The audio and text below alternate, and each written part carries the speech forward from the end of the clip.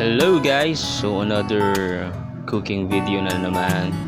At ito merong binigay sa atin na spaghetti with meatballs. So yung spaghetti noodles ay kinuha na nung ating kasama dito sa kantin at iluluto na lang daw niya. So ang kinuha ko yung meatballs at itong sauce ng spaghetti. Ang gagawin nating sweet and sour kahit hindi daw nagustuhan yung lasa.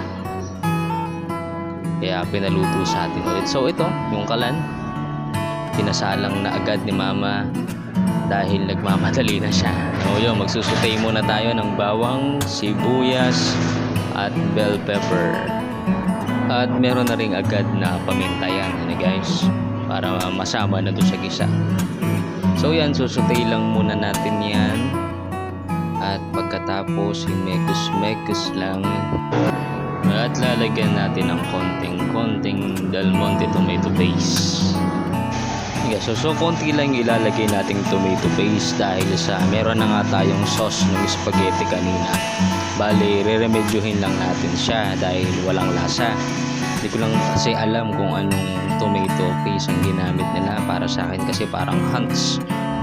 So after na masutay ng konti yan, lalagyan na natin yung tomato paste at lulutuin natin yung tomato paste para hindi siya maasim yan, tulad yan.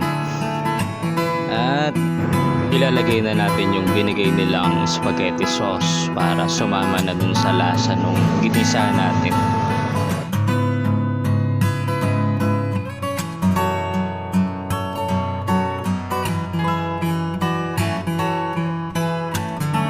So ilalagay na natin yung sabaw lang muna, yung tidbits at konting 7-up. Tapos ay titimplahan na natin ng suka, asukal at patis. Ayun, sa kabila naman ay piniprepare na natin yung ating chicken curry. At yun, naglagay tayo ng konting pork stock. Ayun, tatlo yung ginagamit nating kalan dyan guys. At yun, nilalagay na natin yung carrots at patatas. Pagkatapos ay mekos-mekos lang at konting tansyahan ng lasa. At pagkatapos ay hayaan lang natin kumulo for another 15 minutes. Kasama na yung suka dun para maluto yung suka. Sa kabilang kalan naman, nilagay na natin yung gata, pinakahuling gata dun sa ating chicken curry. Dahil sa una kasi naglagay na tayo diyan at pinakulo na natin, hinintay natin medyo matuyo ng konti para lumabas yung lasa ng gata doon sa chicken curry. Yan pala guys, so bali yung pinahugas natin yung kalan dahil mamaya ay piprituhin naman natin ng kaunti yung ating mga meatballs para lumabas yung lasa ng beef. At pagkatapos na pwede natin ilagay dun sa ginawa nating sweet and sour sauce. And guys, so after no 15 minutes pwede na nating i-low heat yung ating sauce. At yun, sa kapila painit na natin yung kalan para ma-fry na natin yung ating mga meatballs.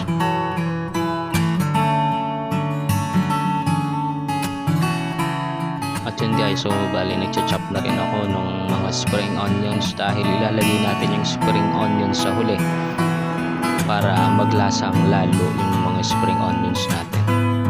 Okay, so pag mainit ng kawali, pwede natin maglagay ng garlic oil para mas lalong malasa yung ating magiging karne o yung mga meatballs natin. So usually guys, yun, pag mainit na yung ating mantika, ay pwede natin ilagay ang ating mga meatballs at ma-start na yung ating pagpiprito. So yun, hintayin lang natin siyang medyo mag-golden brown at medyo konting sunog-sunog yung mga meatballs. Pero hindi naman yung grabing sunog guys, yung sakto lang. Kasi doon yung lasa niya. Para pag nilagay natin sa sauce ay didikit yung sauce doon sa meatballs. Okay guys, so pag nakuha na natin yung gusto nating kulay, yung gusto nating pagkakaluto, pwede na natin hanguin yung ating mga meatballs at patiktikan ng konti para mabawasan ng mantika. At pwede na natin siyang ilagay doon sa sauce natin. At yun, haligyan na natin at ilalagay din natin yung ating spring onions, konting mekos again. guys. So hayaan lang natin yung corn meat dyan mag-stay for 5 minutes para sumipsip siya ng lasa doon sa ating sweet and sour sauce. Ayan, konting halo-halo para hindi na masunog. At pagka okay na ay pwede na natin siyang alisin at pwede nang lantakan. Ayun, so guys, so bibigyan din pala natin yan yung nagbigay ng meatball spaghetti para matikman naman nila kung anong lasa nung ginawa natin dun sa kanilang pagkain.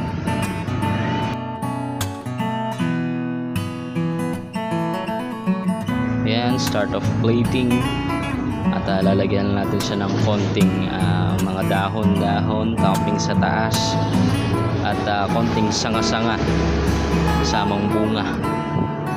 Biro. Ayan na ang ating finished product, ang ating sweet and sour beef meatballs. I hope you like the video guys, and keep on watching and keep on supporting us. Thank you so much guys, and have a good one.